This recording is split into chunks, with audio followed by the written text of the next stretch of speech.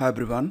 तो उत्तर प्रदेश लोक सेवा आयोग आरओ की पुनः परीक्षा 2023 में जो फॉर्म भरे गए थे, जिसकी परीक्षा 11 फरवरी 2024 को हुई थी, लेकिन परीक्षा जो थी वो टल गई थी। तो उसका री एग्ज़ाम जो है 27 जुलाई 2025 को करवाया गया। आपके सामने ये जो क्वेश्चन पेपर है, इस बार एक बदलाव ये हुआ था कि जीएस और हिंदी का पेपर एक ही रहा और प्रश्न जो थे वो थोड़े से ना बदलाव आपको देखने को मिलेगा। जिस प्रकार से आपने 2021 के बाद यूपीपीएससी के पेपर को देखा है और यूपीपीएससी में काफ़ी चेंजेज आपको देखने को मिल रहे थे, लेकिन इस बार आयोग पुनः अपने पुराने पैटर्न पर लौट चुका है। अब यहाँ पर जो प्रश्न पूछे गए थे, प्रश्नों को हालांकि बहुत सारे चैनल वाले आपको बता चुके होंगे कि बिल्कुल हलवा क्वेश्चन था। देखो भाई साहब, हलवा क्वेश्चन नहीं था। यहाँ पर प्रश्न 3 प्रकार के रखे ही गए थे। प्रश्न सरल कैटेगरी में थे, यानी कुछ ऐसे प्रश्न थे जो कि बहुत ही सरल स्तर के थे, कुछ मध्यम स्तर के थे और कुछ प्रश्न ऐसे भी थे जिनका उत्तर आप कह सकते हैं कि ये प्रश्न कठिनाई स्तर के थे, जिनको बिना डीप स्टडी किए आप इसका उत्तर नहीं दे सकते हैं। अगर कोई ये कहे कि केवल लूसेंट्स पढ़ के ही ये परीक्षा हमने पास कर ली है, तो ये ऐसा नहीं हो पाएगा। आपको ना मेहनत तो बराबर करनी पड़ेगी। रही बात ये कट ऑफ, तो वीडियो को देखिए। वीडियो के अंत में मैं आपको बताऊंगा कि कट ऑफ कितनी जा सकती है। और इस बार बहुत बड़ी संख्या में अभ्यर्थियों ने अपनी परीक्षा छोड़ी भी है। आपको बता दें तो केवल यहाँ पर जो आंकड़े मिल रहे हैं उसके मुताबिक 6,20,000 मतलब लगभग 58% से ज़्यादा जो अभ्यर्थी थे उन्होंने परीक्षा छोड़ दी है। और यहाँ पर जो परीक्षार्थी शामिल हुए हैं 42 से 42.5% के आसपास अभ्यर्थी जो थे परीक्षा में शामिल हुए हैं। आंकड़े मिल रहे हैं कि केवल 4,55,000 अभ्यर्थी जो थे वो परीक्षा दिए हैं। तो फिलहाल आपने देखा होगा कि जब आप परीक्षा भवन में थे तो वहाँ पर भी सीटें जो थी बहुत ज़्यादा खाली थी।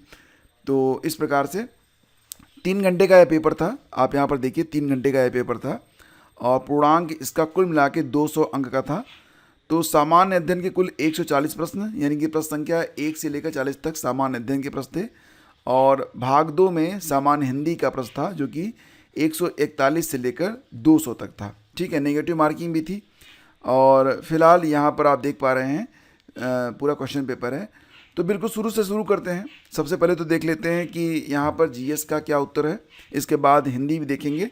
और यहाँ पर प्रश्नों का मिलान मैंने कर लिया है, तो आपको सरशुद्ध उत्तर यहाँ पर देखने को मिलेंगे। चलिए शुरू करते हैं और बिल्कुल फटाफट मिलाएंगे।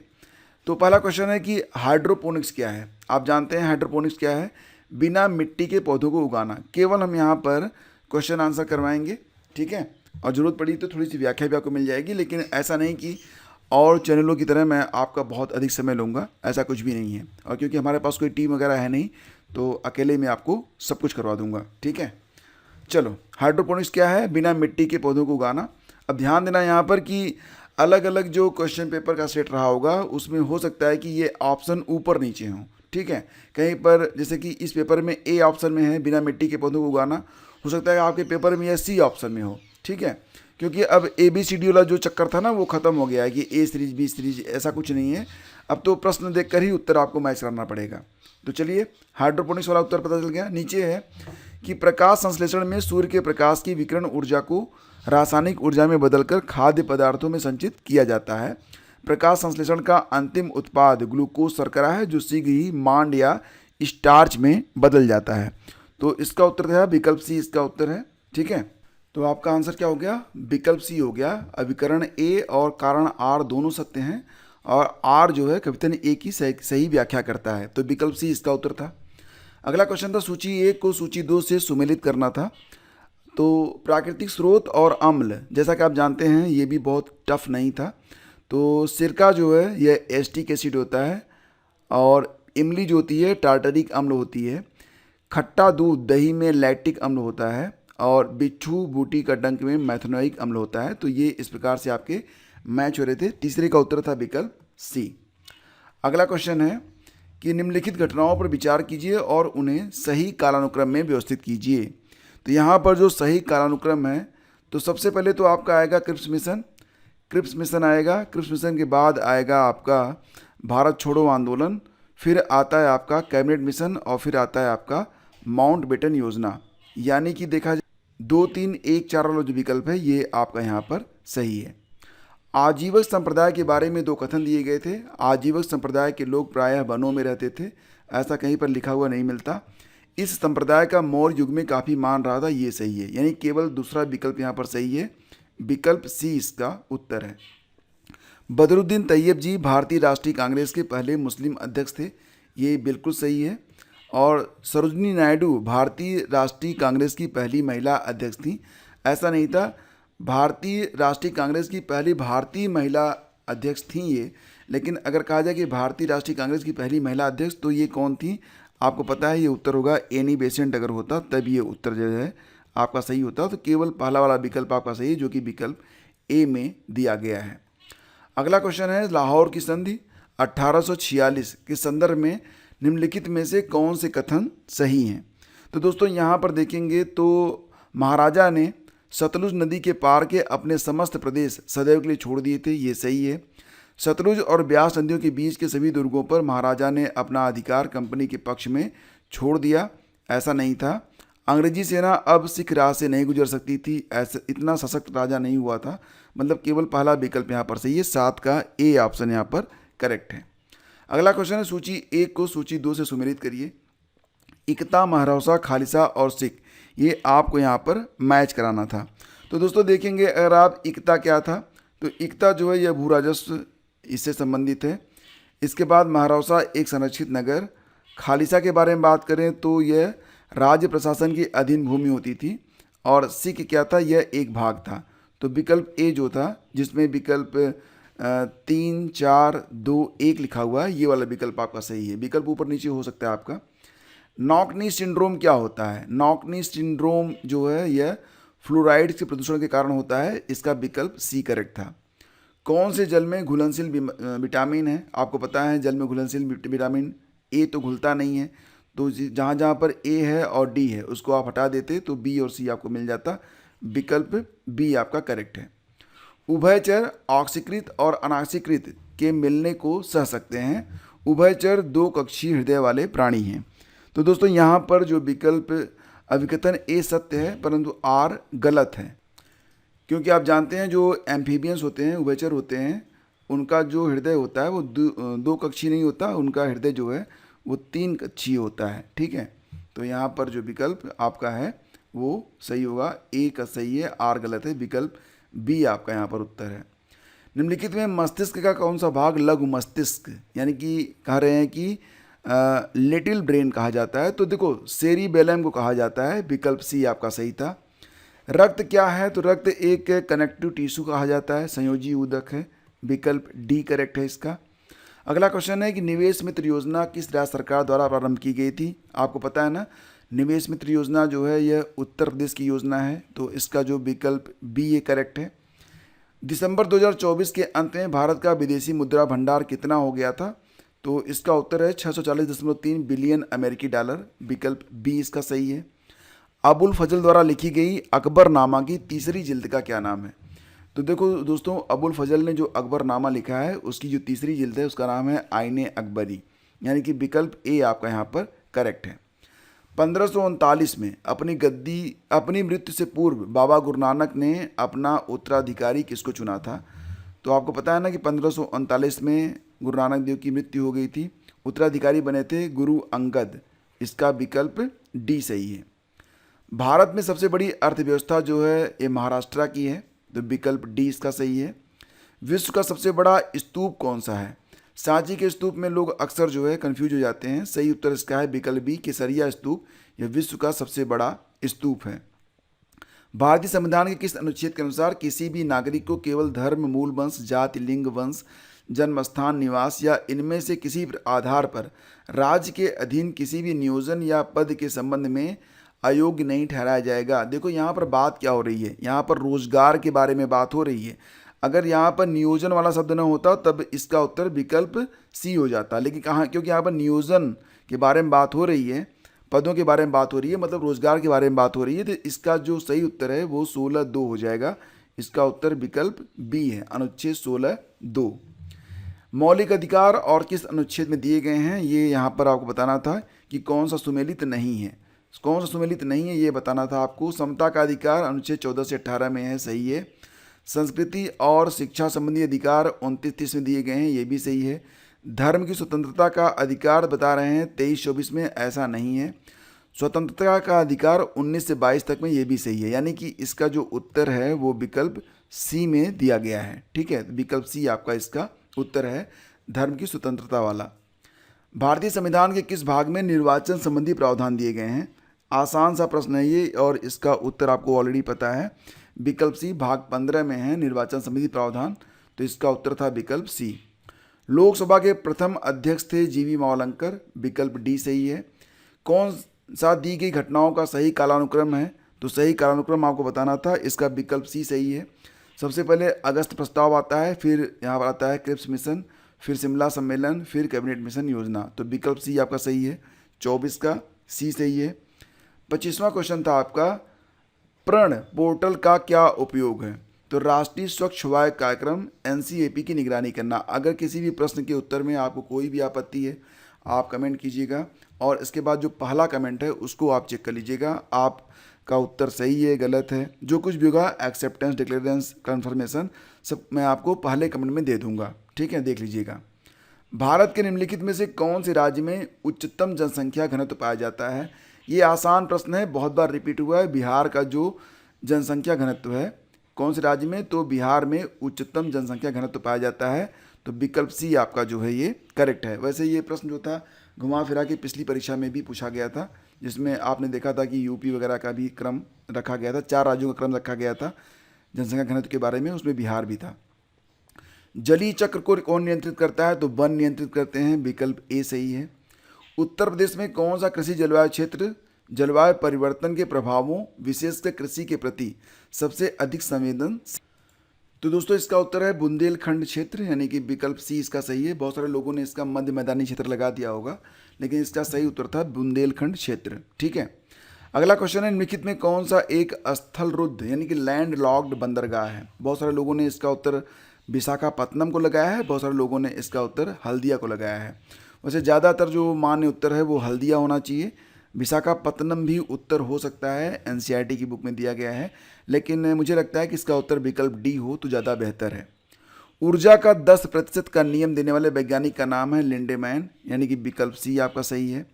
2011 की जनगणना के अनुसार निम्नलिखित में से किस केंद्र शासित प्रदेश का जनसंख्या घनत्व सर्वाधिक है? बात क्या हो रही है? यूटी के बारे में बात हो रही है। तो कौन सा यूनियन टेरिटरी है जिसका जनसंख्या घनत्व सबसे अधिक है? अभी मैंने देखा था कि बिहार राज्यों में है, यूटी में, तो विकल्प यहाँ पर होगा पुडुचेरी, यानी कि विकल्प डी आपका सही है। पुडुचेरी यहाँ पर सही है। 31 का विकल्प डी आपका करेक्ट है। ठीक है, चलिए आगे बढ़ते हैं।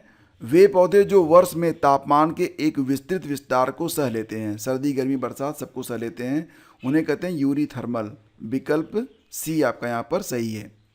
आगे है 16वें वित्त आयोग के संदर्भ में निम्नलिखित कथनों पर विचार कीजिए। आयोग का गठन 31 दिसंबर 2024 को हुआ था, ये आपका गलत है। श्री अरविंद पनगड़िया इसके अध्यक्ष हैं, ये आपका सही है। यानी कि 33 का जवाब जो है वो विकल्प केवल 2 सही है। यहाँ पर 33 का उत्तर सी होगा, 33 का उत्तर सी होगा। निम्नलिखित में कौन सा रसायन फलों को शीघ्र पकाने के लिए प्रयुक्त होता है? तो इथ्रेल जो होता है इसका उत्तर होगा इथ्रेल। पूछ रहे हैं कि कौन सा एक सही सुमेलित है, यानी कि बाकी सुमेलित नहीं है, एक सही सुमेलित है। इटावा पायलट परियोजना अल्बर्ट मेयर, तो देखो ये जो पहला विकल्प है यही आपका यहाँ पर सही हो रहा है, तो ये सही है, बाकी से में कोई मतलब ही नहीं है। तो इसका जो पहला विकल्प था इटावा पायलट परियोजना अल्बर्ट मेयर, ये वाला विकल्प यहाँ पर सही था, और यही पूछा था कि कौन सा एक सही सुमेलित है। अगला क्वेश्चन है, निम्नलिखित में कौन सा एक लाभकारी कीट नहीं है? कौन सा एक लाभकारी कीट नहीं है? तो यहाँ पर जो विकल्प है उसमें हेलिकोवर्सा आर्मीगेरा वाला जो विकल्प है ये आपका सही था, विकल्प डी। विनाशकारी कीट पीड़क अधिनियम यानी कि DIPA वर्ष कब पारित हुआ था? तो ये अधिनियम 1914 में पारित हुआ था, विकल्प ए आपका करेक्ट है। इंटेल कोर i9 एक प्रकार का प्रोसेसर है, आप जानते ही हैं इसके बारे में। अगला क्वेश्चन था कि एक मैक यानी कि media access control address bits का होता है, ये 48 वाला सही था, 48 बिट का होता है एक मैक, तो सी सही था। किस चोल राजा ने त्रिवेंद्रम में चेरा नौसेना को नष्ट कर दिया था और फिर पांड्य राजा को पकड़ लिया था? देखो यहाँ पर जो ये प्रश्न है, अगर आपने डीप स्टडी नहीं की है तो उत्तर आप गेस नहीं कर पाएंगे। यहाँ पर तो आपको लगेगा कि सर ने बता दिया, दिमाग में आ गई बात, लेकिन जब आप एग्ज़ाम भवन में होंगे ना, परीक्षा हॉल में, तो फिर वहाँ पर बड़ी दिक्कत होती है। एग्ज़ाम भवन, परीक्षा हॉल तो यहाँ पर जो इसका उत्तर था वो कौन सा था? राजराज प्रथम था इसका उत्तर। तो 40 का उत्तर था विकल्प बी। ठीक है, विकल्प बी आपका सही था। अगला क्वेश्चन देखते हैं कि अमरावती के भव्य स्तूप का निर्माण किस वंश के द्वारा करवाया गया था? तो सातवाहन वंश ने करवाया था। इसका उत्तर है आपका विकल्प ए, सातवाहन वंश। ठीक है, अगला है आपका अकबर और महाराणा के बीच जो हल्दी घाटी का युद्ध हुआ था। तो देखो, बहुत सारे लोगों को ये तो पता है कि अकबर और राणा प्रताप लड़े थे, लेकिन हल्दी घाटी के युद्ध में अभी और भी बता देंगे आपको कि मान सिंह कौन था, शक्ति सिंह कौन था, चेतक कौन था, लेकिन सन में कन्फ्यूजन हो जाता है। तो आप क्या कहेंगे? इसे सरल प्रश्न कह देंगे आप? बताओ क्या कहोगे। खैर, इसका उत्तर है 1576। यामिन उल खिलाफत और नासिर ए अमीर उल मोमिनीन की उपाधियाँ जो था ये बलबन ने धारित की थी। तो इसका उत्तर था विकल्प सी, 43 का सी सही था। बहुत सारे लोग यहाँ पर भी कंफ्यूज रहे होंगे, जैसे कि इस बच्चे ने भी नासिरुद्दीन महमूद लगा दिया है। ठीक है, कौन सा ऑपरेटिंग सिस्टम नहीं है? आपको पता है ना, यूनिक्स ये बिल्कुल फ्री में मिलता है आपको, लिनक्स भी मिलता है, विंडोज़ भी मिलता है। माइक्रोसॉफ्ट ऑफिस जो है ये ऑपरेटिंग सिस्टम नहीं है, ये एक टूल है। तो आपका जो यहाँ पर उत्तर है वो विकल्प डी रहेगा।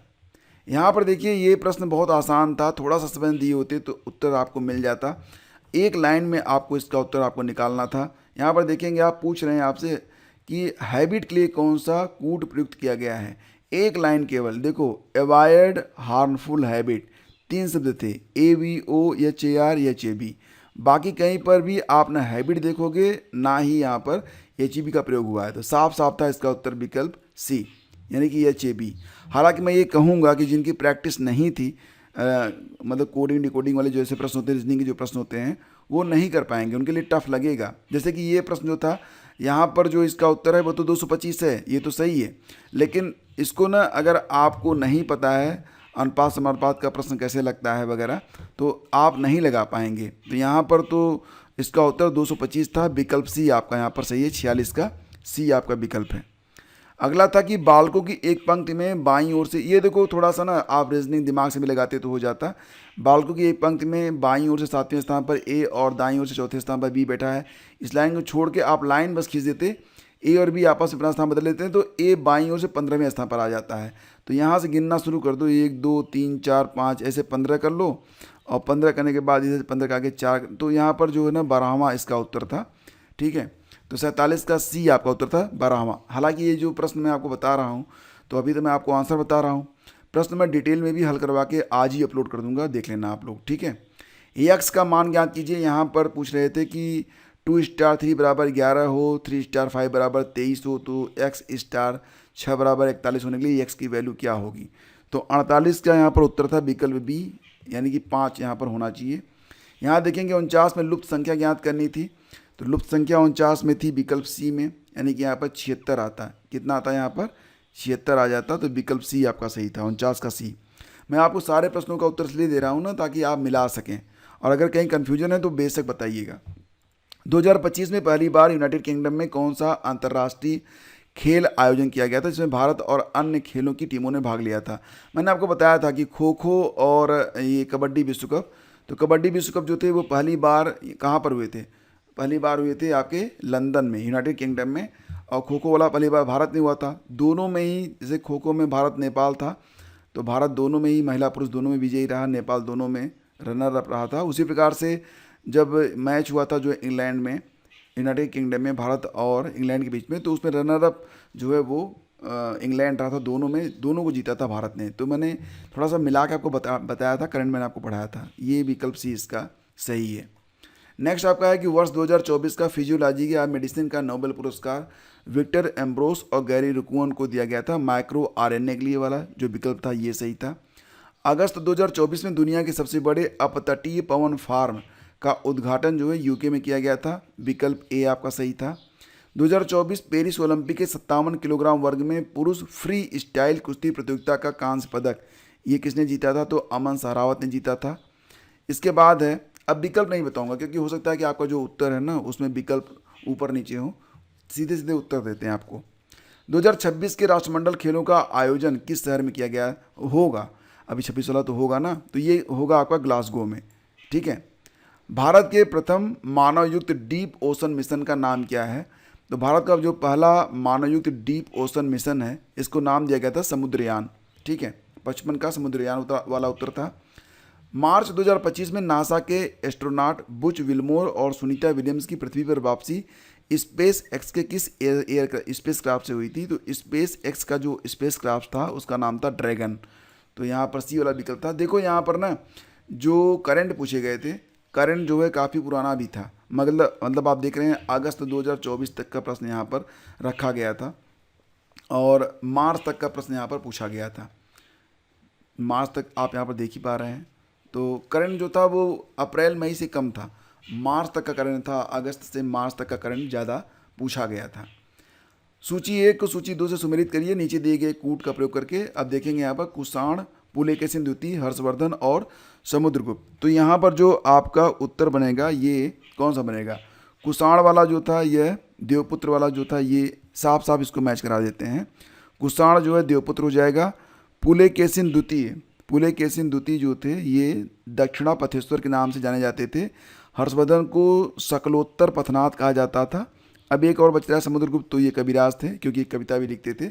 विकल्प था उत्तर डी, ये आपका सही था। 1, 3, 2, 4 वाला जो विकल्प था ये आपका सही था। किस शासक के लिए उदयपुर प्रशस्ति में कहा गया है उसने वह सब कुछ पाया और सब कुछ संभव किया और जाना जो अन्य किसी द्वारा संभव नहीं हो सका था? यह राजा भोज के बारे में कहा गया है, तो इसका उत्तर था भोज। किस राजा का कथन है कि हमारी सारी प्रजा सत्कर्मों का सृजन करती हुई समस्त आपदाओं से मुक्त और ईर्ष्या से अकलुषित मन से आनंद का भोग करे? तो भाई साहब ये बात तो अशोक ही कर सकते हैं। विकल्प ए आपका सही है, आपसे आप इसको मिला लेना एक बार। आगे है कि तालुकदारी प्रणाली कौन सा सही सुमेलित नहीं है? तो तालुकदारी प्रणाली बम्बई से संबंधित नहीं है, पहला ही इसका उत्तर हो जाएगा। ठीक है, बाकी सब सही है। मालवाड़ी प्रणाली, उत्तर पश्चिम सीमा प्रांत, अस्थाई बंदोबस्त बंगाल, रैयतवाड़ी मद्रास, सब सही है। तालुकदारी वाला आपका उत्तर था। निम्नलिखित में कौन नीति आयोग के शासकीय परिषद का हिस्सा नहीं होता है? नीति आयोग का जो शासकीय परिषद होता है उसमें राज्यों के मुख्यमंत्री भी होते हैं, अंडमान निकोबार द्वीप समूह के लेफ्टिनेंट गवर्नर भी होते हैं, दिल्ली और पुडुचेरी के मुख्यमंत्री भी होते हैं, राज्यों के राज्यपाल नहीं होते। यही हमारा उत्तर था, राज्यों के राज्यपाल। किस आलोचक ने भारतीय शासन व्यवस्था के लिए अर्ध संघात्मक शब्द का प्रयोग किया था? तो अर्ध संघात्मक कहा गया था, क्वासी फेडरल कहा गया था केसी वियर के द्वारा। तो विकल्प बी आपका उत्तर था।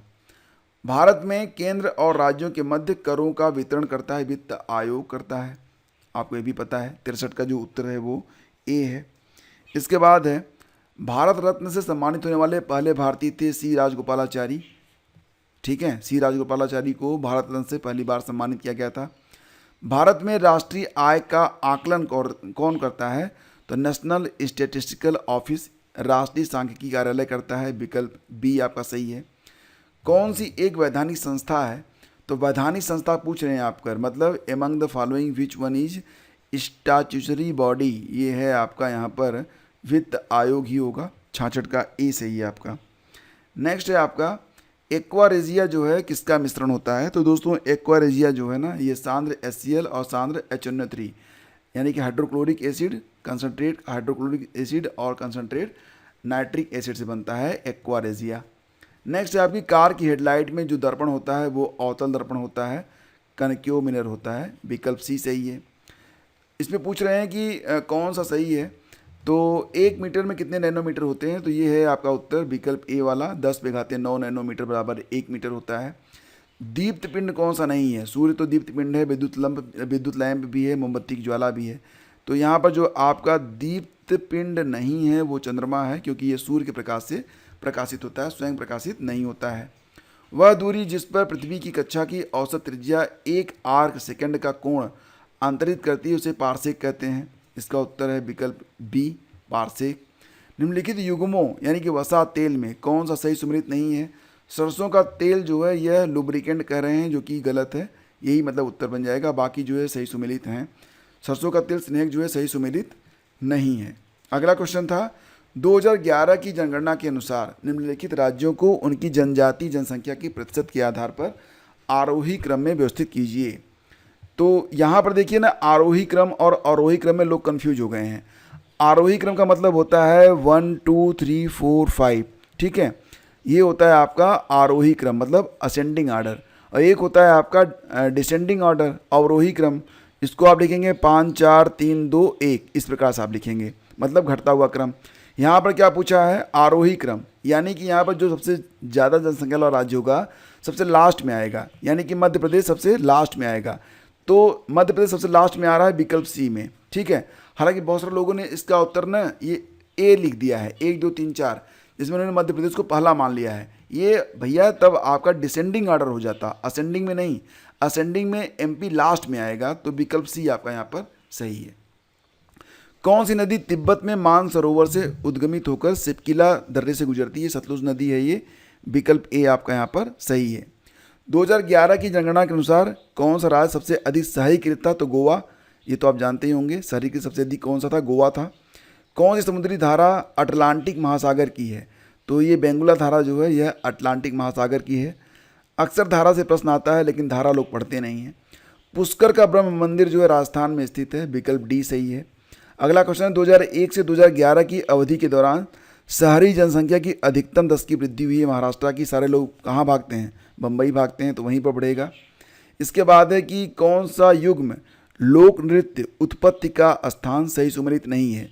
तो हिमाचली कुल्लू घाटी सही है, कोली महाराष्ट्र सही है, काइटोकेल केरल में है सही है, यक्षगान वाला आपका उत्तर था। यक्षगान राजस्थान से संबंधित नहीं है। ये बताओ राजस्थान का उद्गम, यक्षगान का उद्गम कहाँ से हुआ बताओ।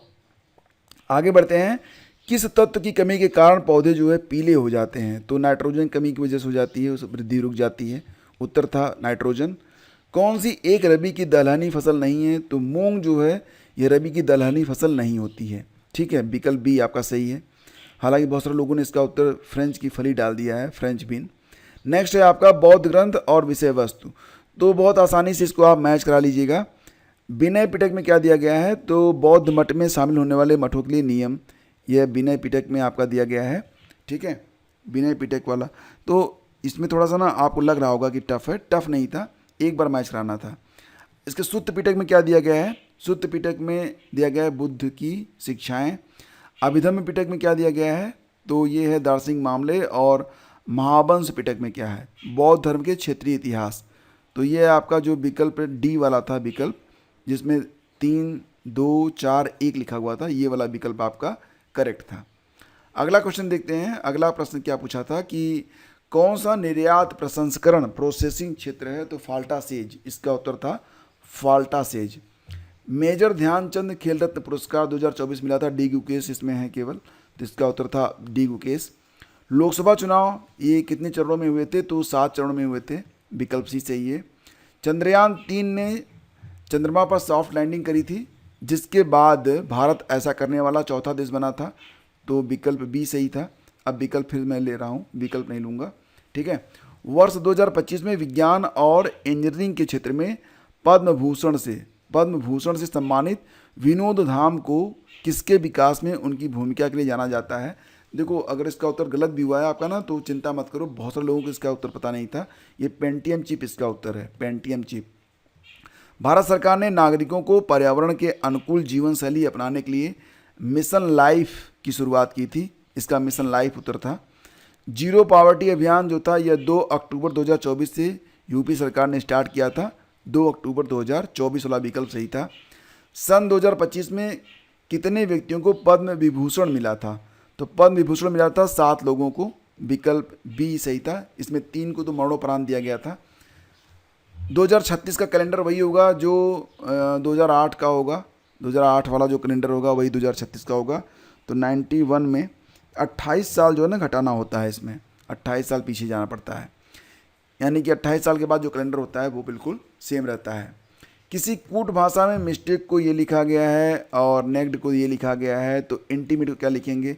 बस आपको ना इन्हीं दोनों में से कोड को सेट कर लेना था। उत्तर था इसका 78579452, ये विकल्प सी वाला उत्तर आपका सही था। तपेदिक जो है अटैक करता है फेफड़े पर, टाइफाइड अटैक करता है कहाँ पर? इंटेस्टाइन आंत पर। और ये था कि लुप्त संख्या के स्थान पर कौन सी संख्या आएगी। तो 94 में जो विकल्प था ये कौन सा आएगा, 24 2 5 3 6। तो खैर इसका उत्तर मुझे नहीं पता, स्टार लगा के आगे बढ़ते हैं। मैं आपको जब डिटेल में हल करवाऊंगा तो आपको इसका उत्तर मैं बता दूंगा। यहाँ पर देखेंगे कौन सी एक मतलब शेष से भिन्न है। आप देखेंगे ना यहाँ पर सारी क्लोज्ड बाउंडेड है, लेकिन एक जो है यहाँ पर ये ओपन है, ये केवल एक ही है जो कि ओपन है।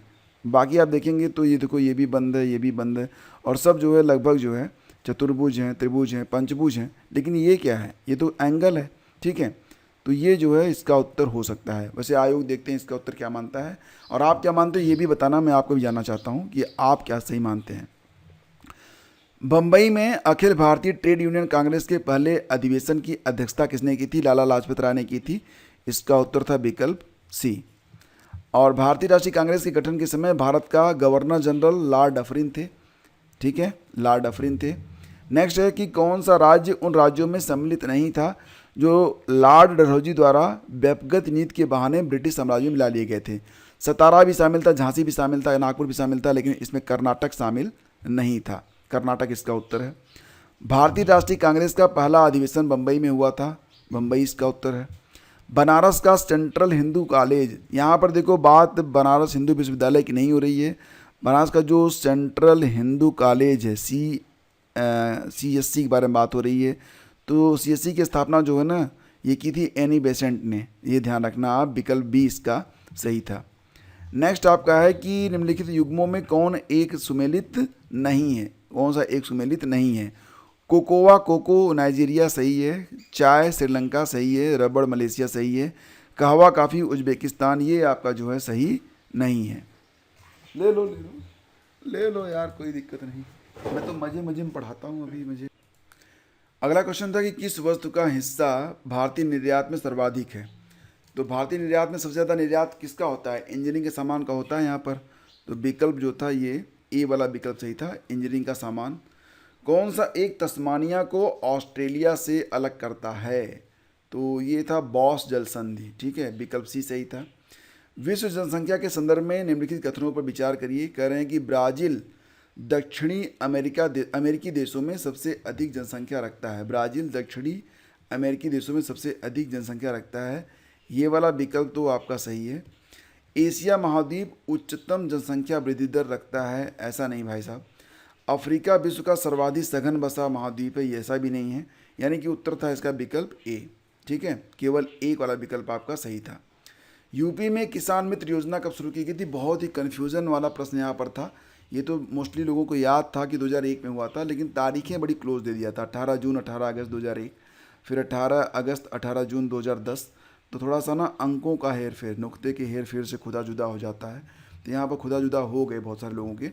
तो यहाँ पर देखेंगे 18 जून वाला विकल्प सही था, 18 जून 2001 वाला जो विकल्प था ये आपका केवल सही था, बाकी विकल्प यहाँ पर सही नहीं थे। उत्तर प्रदेश में शुरू की गई ऑपरेशन कायाकल्प योजना संबंधित है किससे, तो कौशल आधारित नहीं, प्राथमिक विद्यालयों का पुनरुद्धार से संबंधित है, विकल्प सी आपका यहाँ पर सही था। वर्ष 2022-23 में उत्तर प्रदेश का राजकोषीय स्वास्थ्य सूचकांक फिजिकल हेल्थ इंडेक्स कितना था, ये जो था ये 45.9 था, विकल्प डी वाला जिसका था 45.9। हालांकि आपके विकल्प ऊपर नीचे हो सकते हैं, तो 45.9 वाला जो विकल्प था आपका वो सही था। किस वर्ष में उत्तर प्रदेश राज्य जैविक प्रमाणीकरण एजेंसी की स्थापना की गई थी। उत्तर प्रदेश राज्य जैविक प्रमाणीकरण एजेंसी की स्थापना किस वर्ष में की गई थी।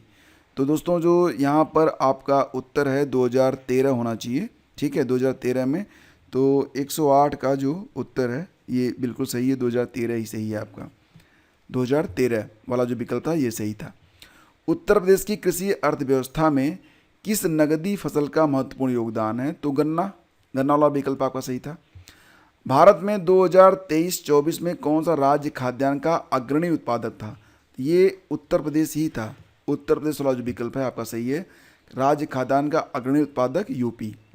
नीचे दी गई आकृतियों पर विचार करिए, यहाँ पर 3 के बाद जो ये विकल्प था यहाँ पर 9 को अगर आप रखते तो 9 वाला जो विकल्प था ये सही था।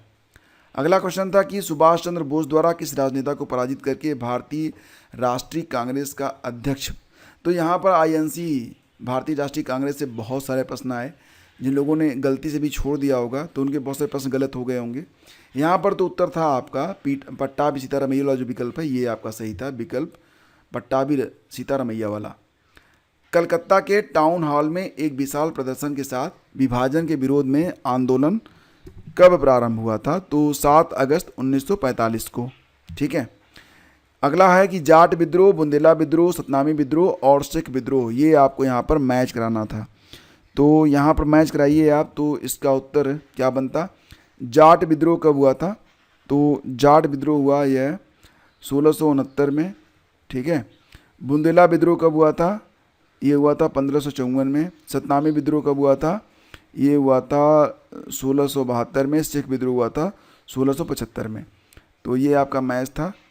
ये जो जिसमें विकल्प आपका 3, 1, 2, 4 वाला है, यही आपको उत्तर में लगाना था। कांग्रेस के किस अधिवेशन में पूर्ण स्वराज का प्रस्ताव पारित किया गया था? तो लाहौर अधिवेशन में। ठीक है। लाहौर अधिवेशन वाला जो विकल्प है ये सही था।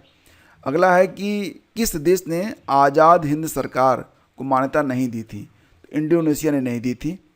इसके बाद है आपका कि जीवमंडल आरक्षित क्षेत्र का नाम और उनकी अवस्थिति क्या है? आपको पता है ना, मानस जो है ये असम में मिलेगा आपको, सिमलीपाल मिलेगा आपको उड़ीसा में, अगस्तमलई केरल में, नोकरेक जो है मेघालय में। बस यही वाला विकल्प आपका जो सही था।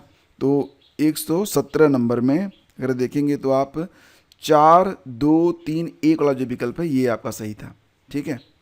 नेक्स्ट है आपका राज्य और कोयला क्षेत्र का नाम। आप देखेंगे यहाँ पर कि सही सुमेलित नहीं है।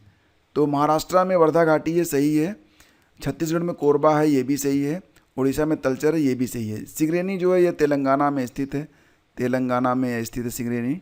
तो यहाँ पर सिंगरेनी वाला जो मध्य प्रदेश सिंगरेनी वाला जो विकल्प है यही आपका उत्तर था, यही सुमेलित नहीं था। अगला है आपका कौन एक सही सुमेलित नहीं है?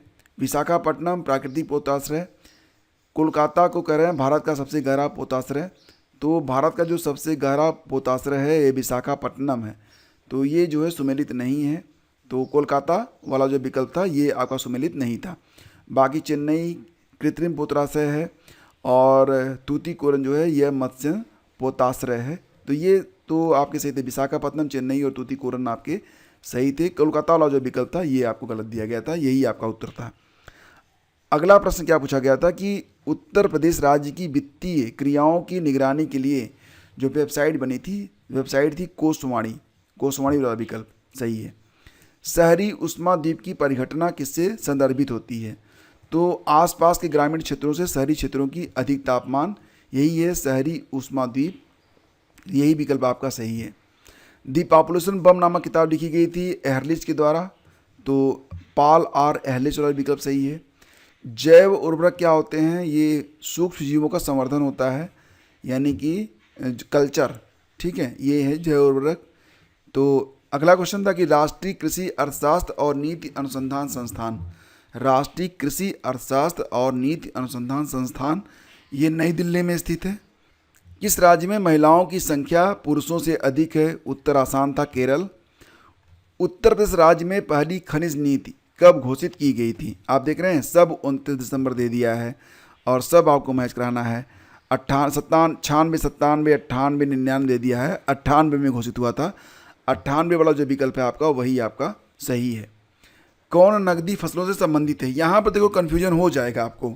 अगर आप गूगल में सर्च करें तो आपको आलू और सफ़ेद सरसों दोनों ही नकदी फसलों में आ रहे हैं, लेकिन किसी विकल्प में आपको 1, 3, 4, 5 नहीं दिया गया है। या तो 1, 3, 4 दिया है या तो 3, 4, 5 दिया है। मतलब आलू को छोड़ रहे हैं तो गन्ना कपास सफ़ेद सरसों ले रहे हैं, सफ़ेद सरसों को छोड़ रहे हैं तो गन्ना कपास आलू ले रहे हैं। खैर गन्ना कपास तो सब जानते हैं नकदी फसल है, आलू और सफ़ेद सरसों में विवाद था। यहाँ पर उत्तर क्या मानेंगे आप बताना। ठीक है, फिलहाल मुझे लगता है कि आयोग हो सकता है कि इसका उत्तर गन्ना कपास सफ़ेद सरसों वाला मान ले, यानी कि डी को मान ले।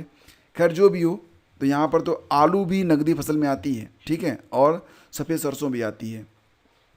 उत्पादन की दृष्टि से भारत में किस फल का प्रथम स्थान है? तो आम का स्थान यहाँ पर पहले स्थान पर है।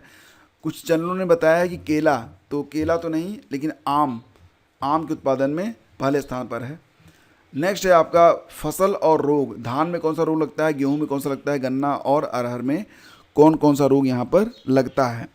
तो ये प्रश्न यहाँ पर आपको बताया गया था।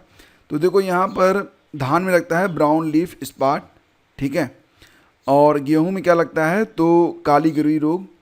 इसके बाद सी का देखेंगे तो गन्ना में लगता है लाल सड़न और अरहर में लगता है उकठा रोग। तो ये वाला विकल्प था जिसमें दिया है 4, 2, 3, 1 वाला जो विकल्प है ये आपका सही है।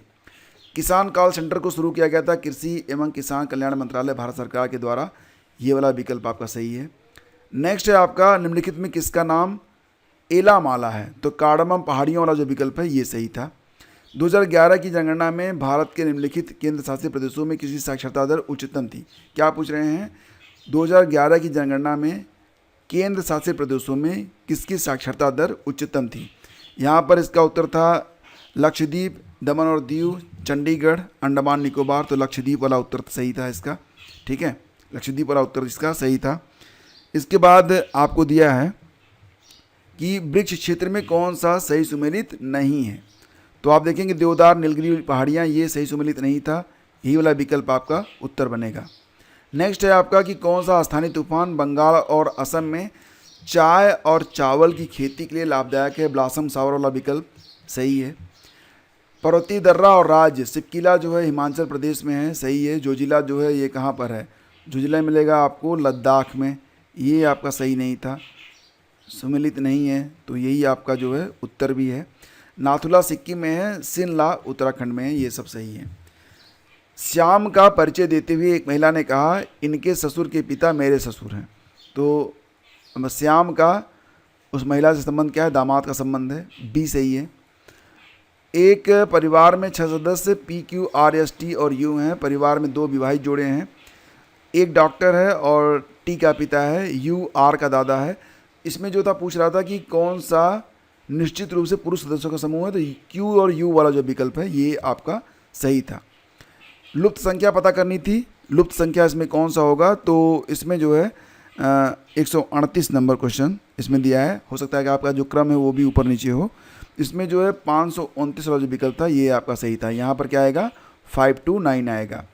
विश्व शतरंज चैंपियनशिप 2024 का फाइनल खेला गया था। डिंग लारेन और डी गुकेश वाला जो विकल्प है ये आपका सही था। और आशीष सुबह 7 बजने में 20 मिनट पर 6:40 पर अपने घर से निकलता है, 25 मिनट में 7:05 पर कुड़ाल घर पहुँचेगा, अगले 15 मिनट में 7:20 पर अपना नाश्ता खत्म करते हैं। तो 7:20 वाला जो उत्तर था ये आपका सही था, ठीक है। तो ये आपका GS जो है पूरा कंप्लीट हो गया। अब यहाँ पर किसी को कोई कन्फ्यूजन है बेशक आप बताइएगा। हो सकता है कि 1-2 प्रश्नों में मानवीय त्रुटि मुझसे हुई हो, क्षमा प्रार्थी रहूँगा, लेकिन प्रयास ये है कि उत्तर आपको सबसे अधिक और सबसे सटीक दिए जाएं और आपको जो है दोबारा मिलाने की जरूरत ना पड़े। फिलहाल आगे बढ़ते हैं, अब हिंदी को हम लोग करते हैं डिस्कस। तो हिंदी में जो प्रश्न पूछे गए थे आइए उनको देखते हैं, एक क्रम से देखेंगे। तो हिंदी में है कि तत्सम तद्भव, पहले तत्सम है फिर तद्भव का कौन सा विकल्प सही है। तो यहाँ पर देखेंगे वल्गा बाग वाला जो विकल्प है ये सही है, बाकी विकल्प जो है सही नहीं है, ठीक है। तो वल्गा बाग वाला जो विकल्प है ये सही है। अगला है नीचे दिए गए शब्दों में तत्सम नहीं है, तत्सम कौन सा नहीं है। अगणित भी तत्सम है, दधि, मुख ये तीनों तत्सम है, अकेला जो है तत्सम नहीं है। नहर शब्द का तत्सम रूप होता है ज्ञातगृह, ज्ञातगृह जो है नहर का तत्सम रूप है। जहाँ किसी बात का डर न हो वाक्यांश के लिए, यानी कि निरापद है वो, निरापद इसका उत्तर होगा। कुछ लोगों ने निर्द्वंद भी लगाया होगा, तो यहाँ पर थोड़ा सा कन्फ्यूजन हो सकता है, लेकिन फिलहाल निरापद ज़्यादा सटीक प्रतीत हो रहा है। कौन सा तुरंत का तत्सम रूप है, तो त्वरित, त्वरित ये तत्सम रूप है तुरंत का। और पूछ रहे हैं कि अधोलिखित में तत्सम शब्द को चिन्हित करिए। कान, बच्चा, स्वामी और आग में स्वामी जो है यह आपका तत्सम है। नेक्स्ट है आपका कि कौन सा विकल्प तत्सम शब्द नहीं है। अग्नि, जल, पुत्र और हाथ, हाथ का हस्त होना चाहिए था, ये हाथ जो है तत्सम शब्द नहीं है। वर्तनी की दृष्टि से शुद्ध शब्द कौन सा है। पुजारी लिखा हुआ है, अनाधिकारी लिखा हुआ है, तदोपरांत, इसमें अत्युक्त जो था ये सही था। वर्तनी की दृष्टि से अत्युक्त जो है ये सही है। अधोलिखित में कौन सा वाक्य शब्द चयन की दृष्टि से शुद्ध है, कौन सा वाक्य है जो कि शब्द चयन की दृष्टि से शुद्ध है। तो यहाँ पर जो विकल्प है मैं उनका पितृवत सम्मान करता हूँ, ये विकल्प आपका जो है सही है, ठीक है। बाकी गोलियों की बाढ़ बताया है, यहाँ पर बौछार होता तो सही होता, यानी कि ये गलत है। साहित्य और जीवन का घोर संबंध नहीं, घोर संबंध यहाँ पर प्रयोग में नहीं आएगा। उनकी मृत्यु के समाचार से नगर में भीषण शोक शब्द यहाँ पर नहीं होगा, यानी कि बी सी डी जो है अशुद्ध हैं, ए आपका यहाँ पर शुद्ध है। वर्तनी की दृष्टि से अशुद्ध शब्द कौन सा है? वर्तनी की दृष्टि से अशुद्ध, ये देखो आधीन, प्रफुल्ल, औद्योगिक, हितेक्षु, तो आधीन जो है ये अधीन होता तब ये सही रहता, ठीक है। तो विकल्प ए आपका सही है, 150 का जो विकल्प ए है सही है। वर्तनी की दृष्टि से अशुद्ध शब्द कौन सा है? तो आप देखेंगे यहाँ पर आनुषंगिक भी सही है, पैतृक भी सही है, आभ्यंतरिक होता तो ये सही होता, यानी कि ये हमारा आंसर है, ठीक है। बाकी सब यहाँ पर सही है। वर्तनी की दृष्टि से अशुद्ध कौन सा है? अभ्यंतरिक, ये आभ्यंतरिक होता तो सही होता।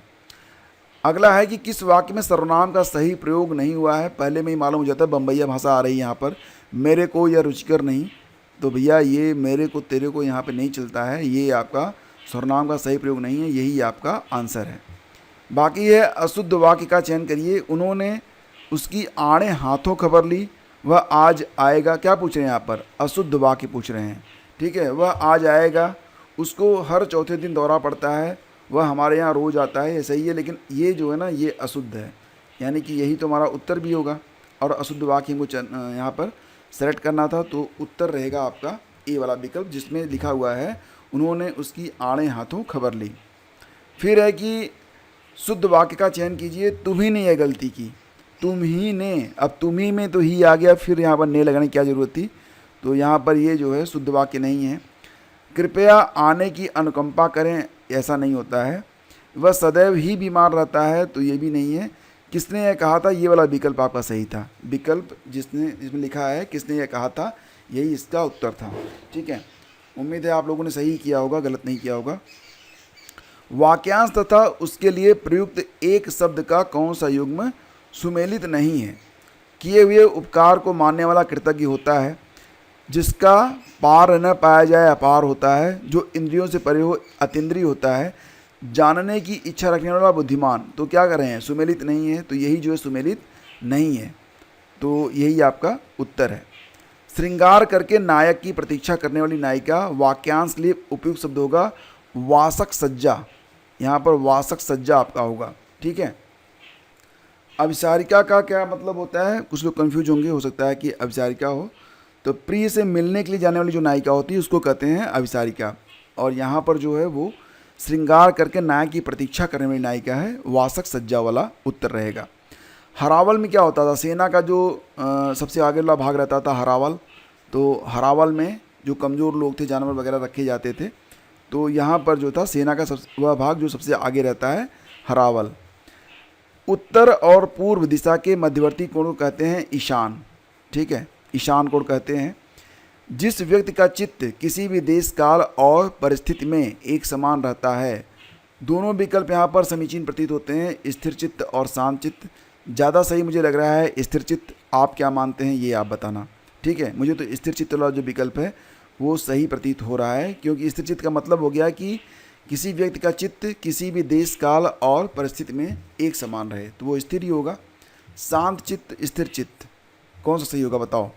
वाक्यांश के लिए एक शब्द, जहाँ लोगों का मिलन हो वो सम्मेलन होता है। अनिश्चित जीविका आकाशवृत्ति होती है। मरने की इच्छा मुमूर्षा होती है, न कि मुमुक्षा होती है, तो ये तो आपका जो है अशुद्ध है, तो यही आपका उत्तर है। बहुत बोलने वाला वाचाल, ये भी सही है, तो उत्तर था मरने की इच्छा, मुमुक्षा वाला जो था ये अशुद्ध है। नेक्स्ट आपका है कश्मीरी सेब सिंदूरी लाल होता है। वाक्य में सिंदूरी शब्द क्या है? तो यह एक प्रविशेषण है। सिंदूरी लाल मतलब क्या कह रहे हैं? कश्मीर सिंदूरी लाल का विशेषता बता रहा है कि सिंदूरी, तो यह है प्रविशेषण, ठीक है। निम्नलिखित में से विशेषण शब्द का चयन करिए। आदि, अधीत, अंत और अंकुर में अधीत जो है यह विशेषण है, अधीत जो है यह विशेषण है। विशेष और विशेषण आपको क्या करना था? यहाँ पर सूची 1 और 2 को सुमेलित करिए और नीचे दिए गए कूट का प्रयोग कर सही उत्तर चुनिए। वायव का क्या हो जाएगा? वायव्य हो जाएगा। विवाद का विवादी हो जाएगा। विकास का विकसित हो जाएगा। विषाद का हो जाएगा विषण, ठीक है। तो ये आपका जिसमें विकल्प है 4, 3, 2, 1, ये विकल्प आपका सही है। इसके बाद है आपका विशेष शब्द कौन सा है? गुलाबी, घातक, गर्वीला, घाव। विशेष से पूछ रहा है, इसमें गुलाबी, घातक, गर्वीला तीनों विशेषण हैं। घाव जो है वो विशेष है। घाव का विशेषण क्या होगा? घायल, घायल, सनी देओल। चलो, विशेष विशेषण की दृष्टि से कौन सा विकल्प सही है? क्या पूछ रहे हैं? विशेष और विशेषण की दृष्टि से इच्छा, उत्साह, ये उदय, उदित वाला जो है ये आपका सही है। उदय जो है विशेष है, उदित इसका विशेषण है। ये वाला विकल्प आपका यहाँ पर करेक्ट है। अगला था कि अनेक शब्दों के लिए एक शब्द। लाभ की इच्छा लिप्सा कहलाती है, खाने की इच्छा बुभुक्षा कहलाती है, जीतने की इच्छा जिज्ञासा नहीं कहलाती है, तो यह गलत है और यही हमारा उत्तर हो जाएगा। बाकी जानने की इच्छा जिज्ञासा कहलाती है, ये भी सही है। वर्तनी की दृष्टि से शुद्ध शब्द की पहचान करिए। वर्तनी की दृष्टि से अकस्मात सिद्ध में गलत, द्वारिका में द्वारका होना चाहिए था, ये भी गलत। लब्ध प्रतिष्ठित भी नहीं, लब्ध प्रतिष्ठित होता है, ये आपका सही था। यानी कि 167 का डी वाला विकल्प आपका सही था, अंतर्धान वाला विकल्प। नेक्स्ट है आपका वर्तनी की दृष्टि से शुद्ध शब्दों का सही विकल्प की पहचान करें। अब यहाँ पर देख रहे हैं, मतलब कई सारे दे दिए हैं और ग्रुप वाइज आपको पहचानना है कि वर्तनी की दृष्टि से शुद्ध शब्दों के सही विकल्प की पहचान करिए। इसमें जो विकल्प सही था आपको बताना चाहेंगे 168 का जो उत्तर है, तो इसमें जो सही विकल्प है ना, आप देखिए यहाँ पर ध्यान से, सहस्त्र चिन्ह, अगस्त और मैथिली, केवल यहीं पर आपको ये सब कुछ सही प्रतीत होगा। इसी को आप आंसर कर दीजिएगा, ठीक है। बाकी देखेंगे तो सरेंद्रीय सरंद्री होता है, ये मतलब गलत हो गया। उपर्युक्त तो होता तो सही होता, ये भी गलत हो गया। यहाँ पर देखेंगे तो शाबाश वगैरह, तो यहाँ पर जो आपका सही जवाब है वो विकल्प सहस्त्र चिन्ह, अगस्त और मैथिली वाला है।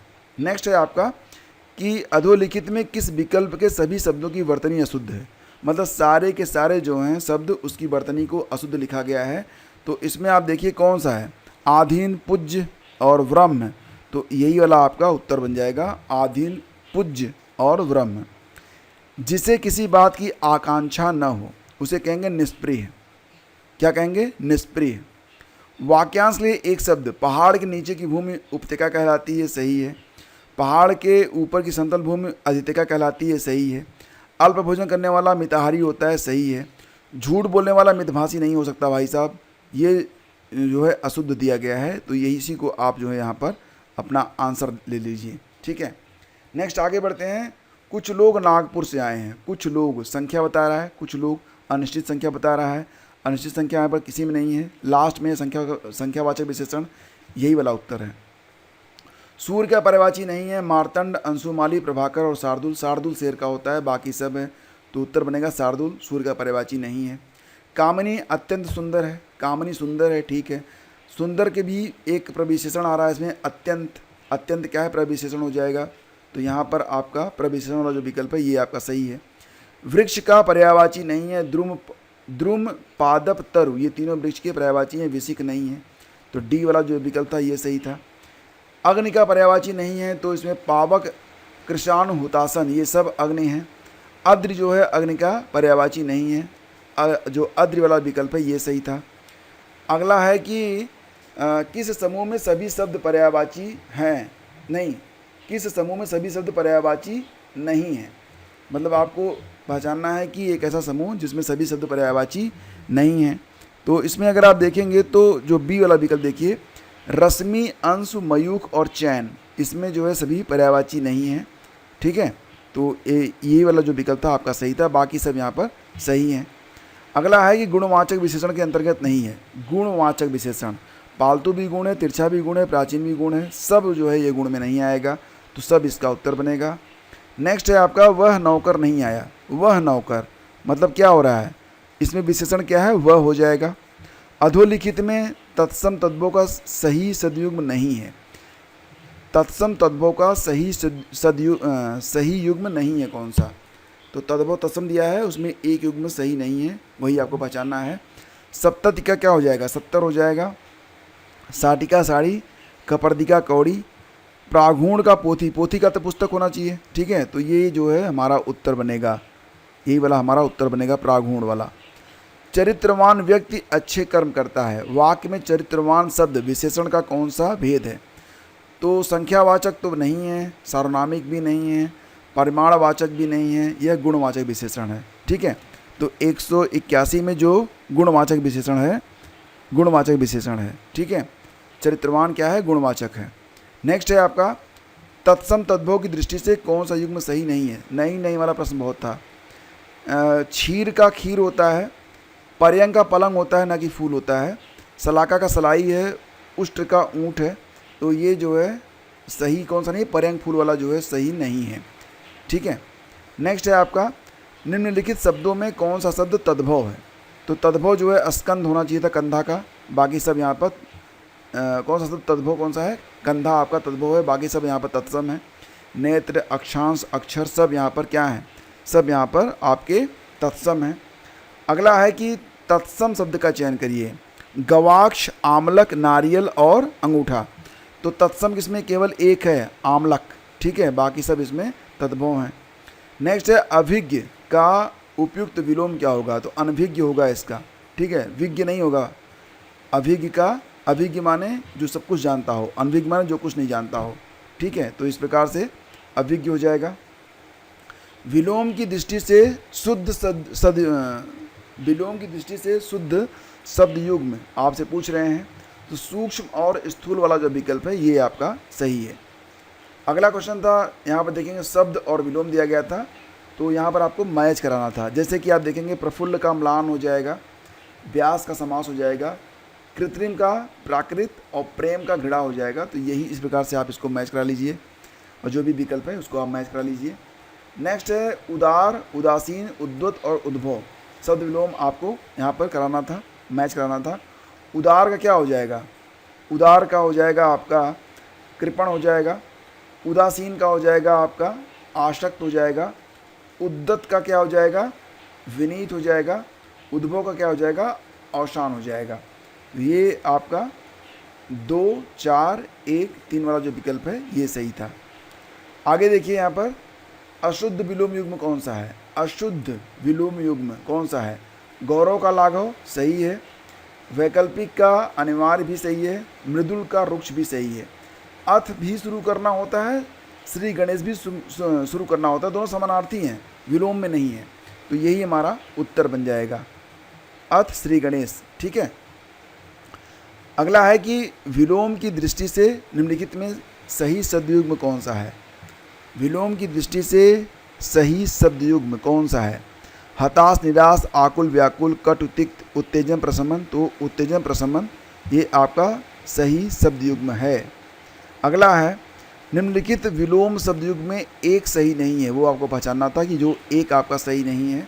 तो ऋजु और सरल दोनों एक ही बात है, बाकी सब आपका आर्ध, अनार्ध, दीर्घ, हर्ष, अवर, प्रवर ये आपके सही थे। ऋजु सरल वाला आपका उत्तर है। अग्रगामी का विलोम होगा पश्चगामी, अग्रगामी का विलोम होगा पश्चगामी। इसके बाद है आपका निम्नलिखित प्रदत्त विलोम युग्मों में अशुद्ध का चयन कीजिए। जो विलोम युग्म है उसमें जो अशुद्ध है उसका चयन आपको यहाँ पर करना है। तो इसमें देखेंगे सदाचारी, दुर्व्यवहारी, ये वाला हमारा उत्तर बन जाएगा। बाकी तो यहाँ पर सही है। विधि का निषेध होता है, आज्ञा का अवज्ञा, दक्षिण का वाम। तो उत्तर क्या बनेगा? सदाचारी, दुर्व्यवहारी। इसके बाद है वाह एवं ग्राह्य के विलोम का सही विकल्प। वाह का अभ्यंतर और ग्राह्य का होगा त्याज्य। तो ये वाला विकल्प था अभ्यंतर और त्याज्य वाला। अगला है किस विकल्प में सभी शब्द पर्यायवाची नहीं है? किस विकल्प में सभी शब्द पर्यायवाची नहीं है? तो यहाँ पर जो विकल्प है ब्राह्मी, भारती, गिरी और वाक, ठीक है। बाकी सब में तो पर्यायवाची हैं। वायु, समीर, मरु, समीरण पर्यायवाची हैं। तीर, सर, ईसु, नारास ये भी सही है। विहंग, विहग, शकुंत, अंडज ये भी सही है, लेकिन ये वाला सही नहीं था। ब्राह्मी, भारती, गिरी, वाक वाला ये आपका उत्तर था।